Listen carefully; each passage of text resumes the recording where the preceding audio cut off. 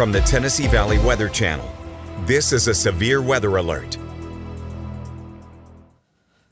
All right, it's just after 9:30 here. I'm Fred Gossage along with Taylor Plott, Chase Wilson, and Sam Camp in the Tennessee Valley Weather Center with just our half-hourly updates that we're doing as we have a tornado watch in effect. No warnings across the area right now and no warnings immediately upstream, but we do have a new tornado watch now in effect for all of North Alabama and for Tishomingo County in Mississippi interviewing area.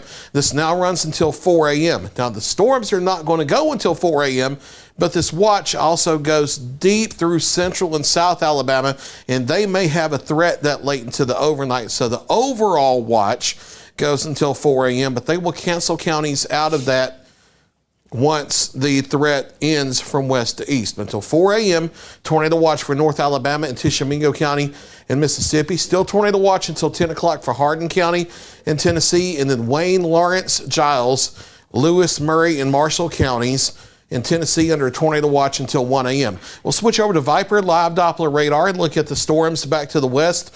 And they're impressive with some 30, 40 mile per hour winds and some lightning and some heavy rain, but there are no severe thunderstorm warnings off to the west.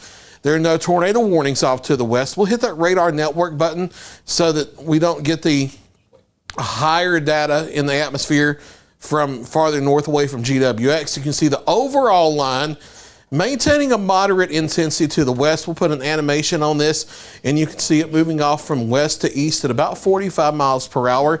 Notice that we don't really have any segments of the line that are bowing out more and oriented more north to south. It's all pretty much oriented along the same line of north-north, east to south-southwest, and that's mostly parallel to the upper flow, and so far that's causing storms to behave.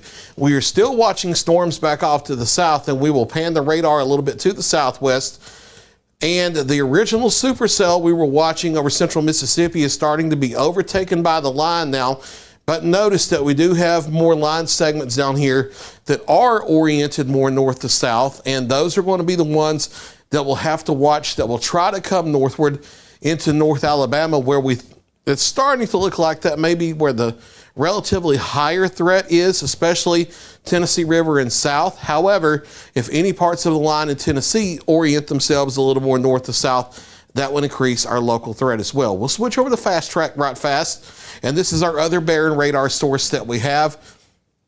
And this gives an overall timeline view of the storms moving into the Iuka area just after 10 o'clock at 10:04. This is a rough situation.